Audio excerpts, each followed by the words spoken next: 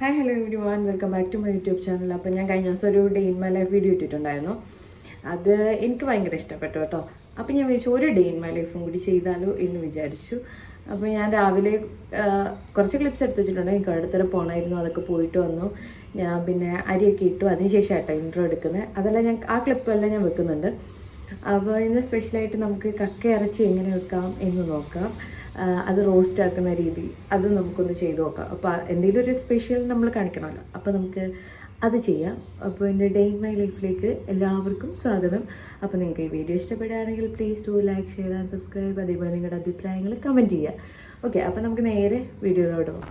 രാവിലെ അപ്പോൾ ഒരാളെ കാണാൻ പോകാനുണ്ടായിരുന്നു. അത് കണ്ടിട്ട് തിരിച്ച് വന്നിട്ട് മീൻ മേടിക്കാമെന്ന് വിചാരിച്ചു. അങ്ങനെ മീൻ വാങ്ങിക്കാൻ നമ്മുടെ തൊട്ടടുത്തുള്ള ഷോപ്പിലാട്ടോ വന്നത്. നല്ല വെയിലായിട്ടുണ്ട്. അപ്പോൾ മീനൊക്കെ നമ്മൾ വാങ്ങിയിട്ടുണ്ട്. അപ്പോൾ ഇനി ചെന്നിട്ട് വേണം വീട്ടിൽ ചെന്നിട്ട് ഫുഡൊക്കെ ഉണ്ടാക്കി ഇന്നത്തെ ദിവസം സ്റ്റാർട്ട് ചെയ്യാൻ വേണ്ടി. വേറെ ഒന്നും ചെയ്തിട്ടില്ല. നല്ല ഒടുക്കത്തെ വെയിലാണ്. രാവിലെ ഇറങ്ങിയപ്പോൾ ഒരു ചാറ്റമഴയൊക്കെ ഉണ്ടായിരുന്നു, പക്ഷേ ഇപ്പോൾ നല്ല വെയിലാണ്. അപ്പോൾ നമ്മൾ 2 കൂട്ടം മീൻ വാങ്ങിയിട്ടുണ്ട്. എന്തൊക്കെയാണ് വീട്ടിൽ ചെന്നിട്ട് കാണാം. പെട്ടെന്ന് കുക്കിങ് കാര്യങ്ങളൊക്കെ സ്റ്റാർട്ട് ചെയ്ത് നല്ലൊരു ദിവസം രാവിലെ തുടങ്ങിയില്ലെങ്കിലും ഇനിയൊരു നല്ല ദിവസം ആക്കാമല്ലോ. ഇനിയും സമയം കിടക്കുകയാണ്. അപ്പോൾ ജസ്റ്റ് 9:30 ആയിട്ടേ ഉള്ളൂ. അപ്പോൾ സ്റ്റാർട്ട് ചെയ്യാം. അങ്ങനെ വീട്ടിലേക്ക് എത്തി നേരെ അടുക്കളയിലേക്ക് കയറി. നമ്മൾ സാധാരണ നേരത്തെ കഴിച്ചുകൊണ്ടിരുന്ന വെള്ള ചോറായിരുന്നു കേട്ടോ. എനിക്ക് പണ്ട് ഈ ചോറ് അങ്ങനെ ഇഷ്ടമുണ്ടായിരുന്നില്ല, ഈ ചുമന്ന അരിൻ്റെ. പക്ഷേ ഇപ്പോൾ എനിക്കിഷ്ടമാണ്. നമ്മൾ വാങ്ങിക്കുന്ന WOSൻ്റെ അരി. നിങ്ങൾ ഈ ഇത് കണ്ടോ? ഞാൻ ആക്ച്വലി അരി ഇടാൻ വേണ്ടിയിട്ട് ഫ്ലിപ്കാർട്ടിലാണെന്ന് തോന്നുന്നു ഞാൻ നോക്കി വാങ്ങിയതാണ്. 5 കിലോൻ്റെ ആണെന്നും പറഞ്ഞാൽ വാങ്ങിയത്. പക്ഷേ എനിക്ക് കിട്ടിയത് 5 കിലോൻ്റെ 2 എണ്ണം. ഞാൻ ഒരെണ്ണമാണെന്ന് വിചാരിച്ചിട്ടാണ് വാങ്ങിയത്. പക്ഷേ എനിക്ക് കിട്ടിയത് ഇങ്ങനെയാണ്. പിന്നെ ഞാൻ 2 ഇതിലായിട്ടാണ് അരി ഇട്ട് വെക്കുക. കുഴപ്പമില്ല, മാനേജബിളാണ്. വാങ്ങിപ്പോയില്ലേ. നേരത്തെ പറഞ്ഞാൽ ഒരു ചെറിയൊരു തിരുത്തുണ്ട്. ഇത് 2.5 വെച്ചിട്ട് 2 എണ്ണം, അപ്പോൾ 5 കിലോ. ചക്കി കിച്ചൻ്റെ മുകളിൽ സ്ഥാനം ഉറപ്പിച്ചു. എന്ത് ചക്കി ഇവിടെ കിടക്കുന്നത്? കാരണം ഫിഷെല്ലാം കൊണ്ടുവച്ചിട്ടുണ്ട്. അവൾക്ക് എടുക്കാൻ പറ്റുന്ന പാകത്തിനല്ല, അതിനാണ് അവിടെ കയറി കിടക്കണേ. കക്കയും ചാളയാട്ടോ വാങ്ങിയത്. ചാള എന്താണെന്ന് അറിയത്തില്ല. വേറെ ഏത് മീനൊക്കെ ഇരുന്നാലും എൻ്റെ ഫസ്റ്റ് നല്ല ചാളയാണെങ്കിൽ എൻ്റെ കണ്ണ് അങ്ങടേ പോവുള്ളൂ. കക്ക കുറേ വെള്ളത്തിൽ കഴിയുന്നതിന് ശേഷം മഞ്ഞൾപ്പൊടി ഉപ്പ് ഇട്ടിട്ട് വേവിക്കാൻ വെക്കും. അതിന് ശേഷം കേട്ടോ, അത് കുക്കായതിന് ശേഷമാണ് പിന്നെ നമ്മൾ മസാലയൊക്കെ റെഡിയാക്കി അതിലേക്ക് ആഡ് ചെയ്യുക. അപ്പോഴത്തേക്കിനും എൻ്റെ ചോറും തിളച്ചിട്ടുണ്ടായിരുന്നു. ഒരു തിള കഴിഞ്ഞാൽ ഞാൻ അടച്ചു വെച്ചിട്ട് ഓഫ് ചെയ്യും. ഫിഷ് ഞാൻ പൊതുവേ ക്ലീൻ ചെയ്ത് വാങ്ങിക്കാറില്ല. കാരണം എനിക്കത്ര സാറ്റിസ്ഫാക്ഷൻ കിട്ടാത്തതുകൊണ്ട് ഞാൻ തന്നെ വാങ്ങിക്കൊണ്ടുവന്നത്. അതിന് എത്ര വലിയ ഫിഷായാലും ഞാൻ തന്നെയാണ് കട്ട് ചെയ്ത് റെഡിയാക്കുക. അതിനുശേഷം ശ്രീക്കുള്ള മുട്ട പുഴുങ്ങാൻ വെച്ചു. പിന്നെ നമ്മുടെ കക്ക എന്തായാലും തിളച്ചിട്ടുണ്ട്, അത് കോരി മാറ്റി വെക്കണം. പിന്നെ നമുക്ക് അതിന് വേണ്ടിയിട്ടുള്ള സവാള, ചെറിയ ഉള്ളിയെല്ലാം വൃത്തിയാക്കി വെക്കണം.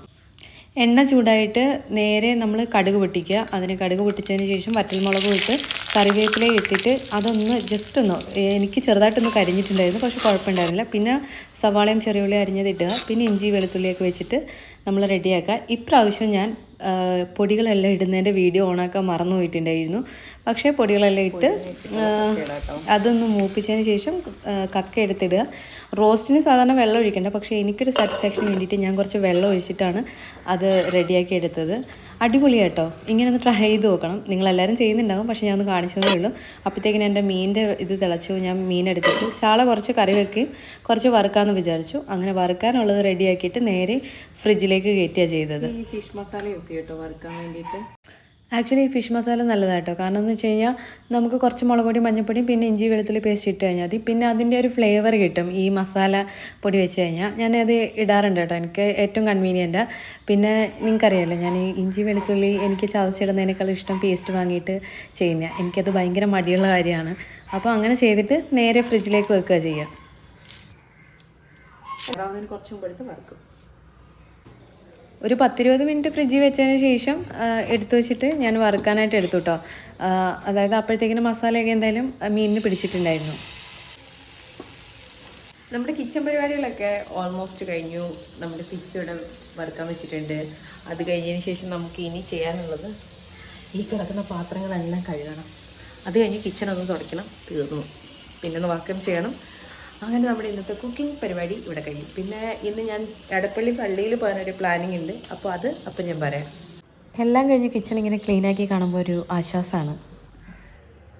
അങ്ങനെ നമ്മുടെ ലഞ്ച് റെഡിയായി. ഫിഷ് ഫ്രൈ, ഫിഷ് കറി, പിന്നെ കുറച്ച് തൈരും പിന്നെ നമ്മുടെ കക്ക റോസ്റ്റ് ആയോന്ന് വെച്ച് കഴിഞ്ഞാൽ ആയിട്ടില്ല, എങ്കിലും റോസ്റ്റ് പോലെ വെച്ചു.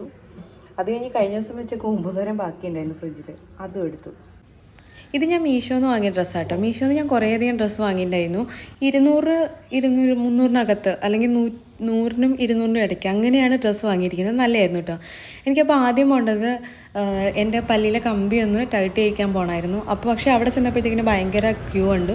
അപ്പോൾ ഞാൻ എന്ത് ചെയ്തു, നമ്മുടെ ടൊയോട്ടയിൽ എനിക്കൊന്ന് പോകണമായിരുന്നു. നമ്മുടെ വണ്ടിയുടെ ഇൻഷുറൻസ് കഴിഞ്ഞ് കിടക്കും, അപ്പോൾ അതൊന്ന് പുതുക്കണമായിരുന്നു.